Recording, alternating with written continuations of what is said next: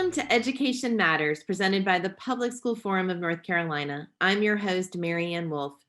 Today, we have the opportunity to delve into education issues with two special guests, U.S. Secretary of Education Miguel Cardona and U.S. Representative Alma Adams from the North Carolina 12 districts. These two lifelong educators have been spending time on the ground in North Carolina, and they share with us what they consider to be the critical issues during COVID recovery and other issues we should tackle in the coming years. They remind us of the importance of our schools and the remarkable efforts by our educators, students, and families this past year. Secretary Cardona, we are so pleased that you're spending time with us today on Education Matters and on the ground in several programs in North Carolina that seek to expand opportunities for students. We'll jump right in with a few questions. As we look at this time of COVID transition and recovery, what do you hope to see in the coming months and years across the country and in North Carolina specifically? Thank you. Glad to be here with you. I think if I were to frame my response, it would really be around the Build Back Better agenda and ensuring that we use this as an opportunity to make sure we not only recover from the pandemic, which was devastating for our students, our families, our educators, but also make sure that we're pushing harder on those ideals that we know in education matter, like providing access to higher education to more students in an affordable way. Ensuring that we don't have outcome gaps that are predictable by place and race. So there's so much we can do. We have an opportunity to do it now. The resources are there. And, just kind of in keeping with the whole Build Back Better, I want to make sure that we don't dissipate our level of urgency to do what our students need most. Well, I appreciate that so much. And one really important part of that is teachers. And we're acutely aware here in North Carolina of our teacher shortage and the fact that teachers are the #1 school-related factor that impacts student outcomes. How can we work together and collaboratively to recruit, support, and retain a diverse educator workforce? Earlier today, I was on a flight here, and every time I'm on a flight, I hear the words, make sure you put your oxygen mask on before you put someone else's on. And yes, this is about helping our students across the country, get back into the classroom safely and make sure that they're learning. But we have to make sure that we're taking care of our educators as well. And, in the American Families Plan, there's $9 billion to develop our educators and make sure that we're providing them the support that they're going to need to give the students the support that they're going to need when they return. But it also means addressing some of those areas that we know have been pervasively negatively impacting our schools, such as the shortages that we have in areas like special education, bilingual education. So there are funds there to help create clearer pathways and support educators for higher education experiences for them as well, to make sure that they have the skills that they need to meet the needs of our students. Thank you so much. And I know it's a big job ahead, but really appreciate those important parts and part of Build Back Better, I think, as well. As you may know, North Carolina has an ambitious goal to ensure 2 million individuals have a high quality post-secondary credential or degree by 2030.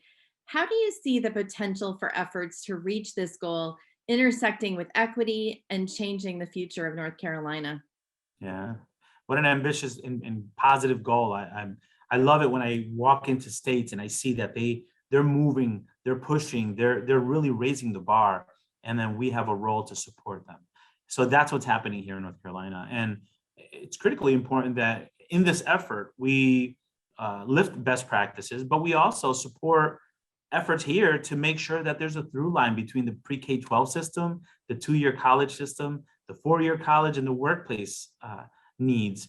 And we continue to be malleable, and I like to use the word evolve to make sure we're meeting the needs of our students, but also in a way that addresses what the needs are in the workforce. And sometimes that means stackable credits. That means credentialing. Sometimes it's a 2-year program. But we also have to make sure that the systems are talking to one another. So it's happening here. I love how they're focusing on the connection between the workplace and the schools.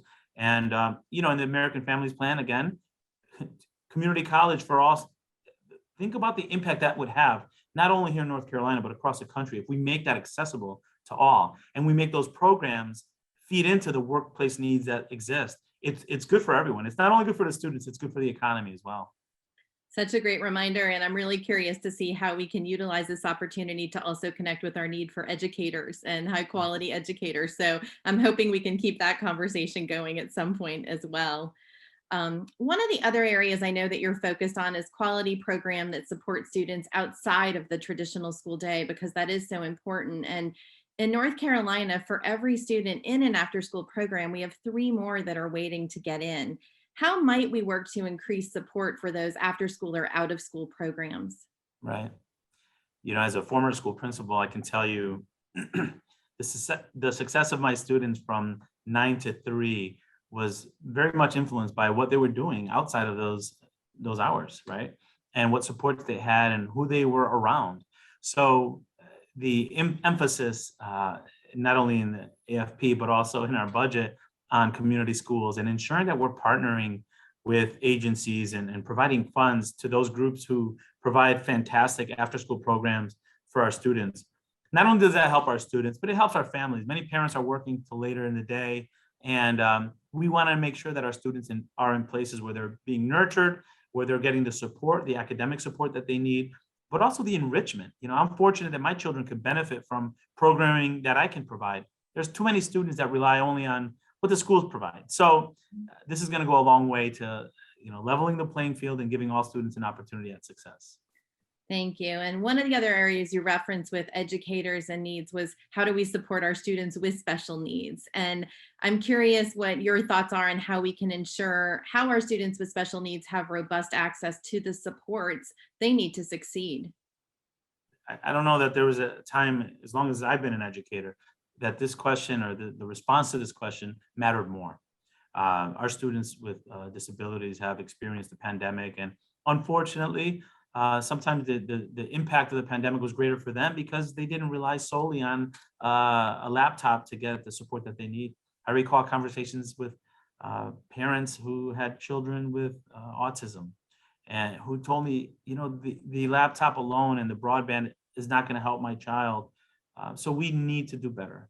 The $3 billion that was released last week to support our students with disabilities translates into people, translates into supportive programs, assistive technologies that our students need.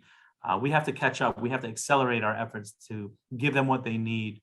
And for me, providing support for students with disabilities is probably one of the greatest priorities we have at the agency. So ensuring not only that the funds are there, but that they're being utilized for great programming and additional staff to help students with disabilities is going to be a goal of ours and a priority at the department.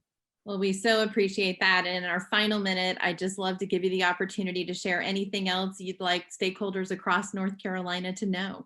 Well, listen, that whole old African proverb there, it takes a village. It really is true now.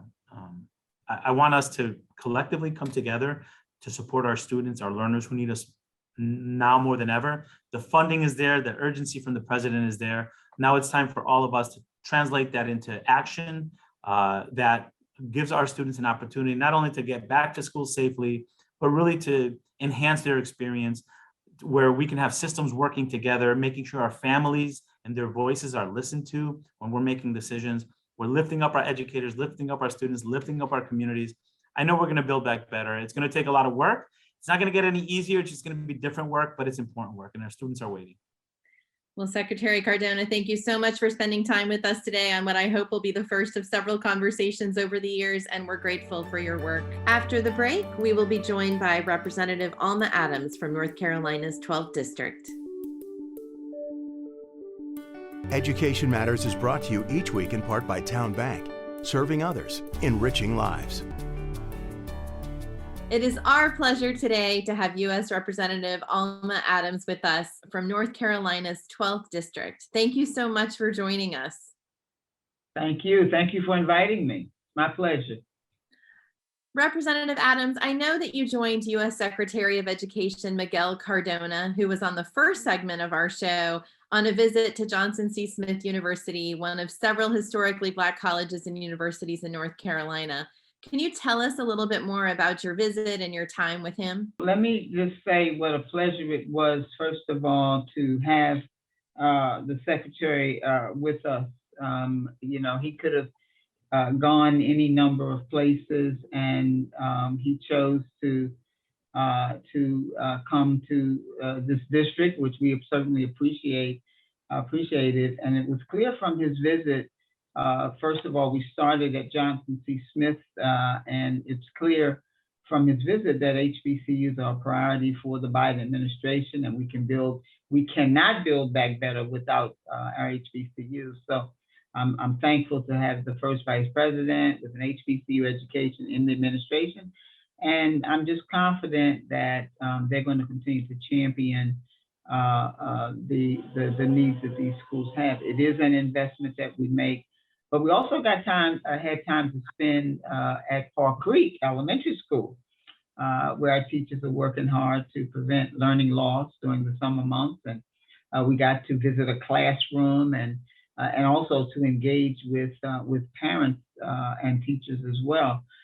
This has been a difficult year, if you think about it, for not only our parents, but our children in particular, being out of school, parents having to become teachers, and they've really stepped up in a pretty big way since the state started guaranteeing a sound public education. But the pandemic was quite traumatic for the students, and so I'm just delighted that we're going to be opening up our schools, and children are going to be able to get back in the classrooms, and teachers as well. I used to kid around and tell my staff, and we've been in these Hollywood squares or Brady Bunch squares, whatever you want to call them, for so long. But it's really really good to kind of get back out. But it was good to see parents and to deal with talk to them about their involvement in their children's education. So remote learning was a challenge to them, and so it's really it's time for us to get back in the classrooms, because it was really difficult, I think, for not only our children in terms of the socialization as well as the one-on-one contact with their teachers and so forth. What are some of the parts when you think about that support, but also kind of the coming months and years even, do you think are the most critical? So first of all, you've already said I'm an educator. I was a professor for 4 decades. I chair the House Subcommittee on Workforce Protections, which is under Ed and Labor. So I do have a pretty unique perspective on how COVID impacted and impacts the classroom. So let me begin on a positive note. Our teachers, our students, and our families really work to come up with creative and engaging ways to continue learning. We heard a lot of that at the school where we were, and of course, a lot of this is known anyway if you're paying attention to what's going on. COVID did bring to light the personal sacrifices that our teachers made in terms of their time, the efforts, the money, and even their health. But more than that, we've got to have a diverse teaching workforce, a workforce that reflects our entire student body. And so students need teachers who reflect their experiences. I said earlier, kids will be what they see, children will be what they see. And so to that end, a diverse teaching workforce is vital to a strong educational system. You know that HBCUs is a long life passion of mine. And so if you're talking about diversity for a workforce, clearly that's where the pipeline is. But I think that when we look at the pandemic era legislation from the Families First Coronavirus Response Act, which we passed in March, to the American Rescue Plan of 2021, it's something that has really been needed across America and in North Carolina. So the American Rescue Plan is important because of the recent large legislative packages that we've passed, the extension of food stamp benefits, housing assistance, all those things are crucial in terms of how our kids learn, the fact that when you look at the environments that they come from and so forth. I've always said that working hard is not enough if you don't make enough. So they need the support during the pandemic. And I think the grants that we provided to small businesses were important as well to the economy and so forth. Then let me just say, in terms of funding K-12 schools, the K-12 schools need to be safely reopened with the appropriate protocol, and we're all looking at that and paying attention to it. We also need the support to help students recover from the gaps that they have experienced during the online learning, which was very difficult for a lot of our children who did not have all the resources that they needed and so forth. So yeah, we've got to still have a lot to do, but we've learned a lot from this past year and a half. Well, and I know that you're an educator and your daughter's an educator. And so I know that you think about this and live this all the time and really appreciate that perspective. And you referenced the funding of our public schools and our public institutions of higher education and how important that is. And we know that the federal government provides support, but the states play a significant role, as do local communities. And I wonder if you have more thoughts in knowing that North Carolina, there's been a long debate, right, about the funding in our public schools and what we need. And I think that goes to funding our teachers, right, funding the resources our students need. So I just wanted to give you a little space if you'd like to add some more about that as well. Absolutely. You know, I've always been a strong supporter of public education. It's the public schools that really will be educating 90+% of our children. So we've got to make sure that they're strong. I don't think that there's any greater investment that we can make than investing in education in our children.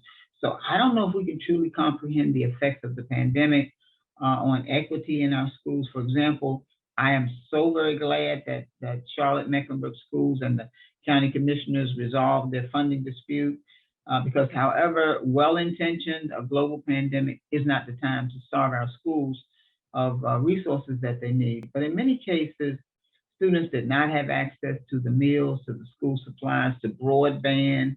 And so we've got a lot of that on the horizon in terms of the infrastructure bills that are coming out.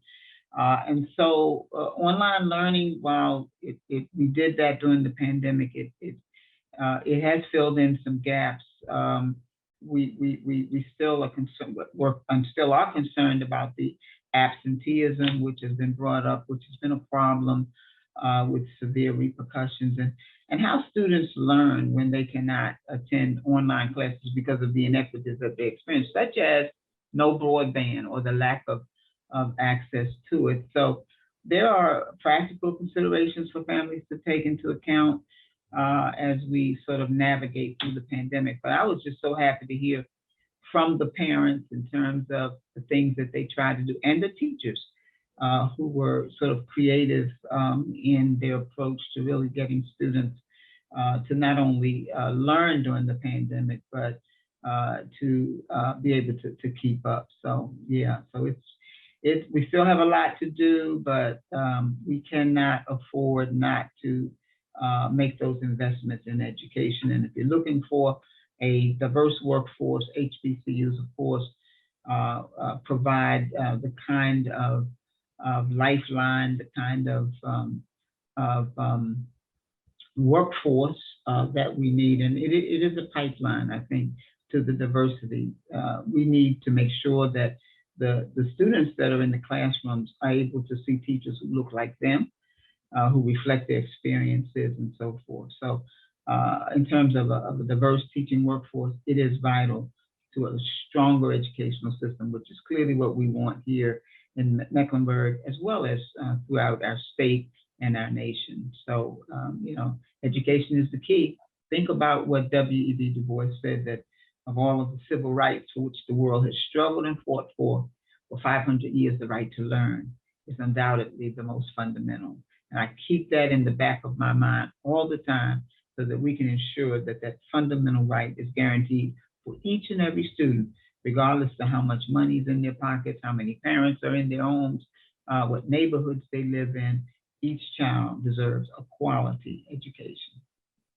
They are our future. And, I just go back to Abraham Lincoln, who said a child is someone who's going to carry on what we started.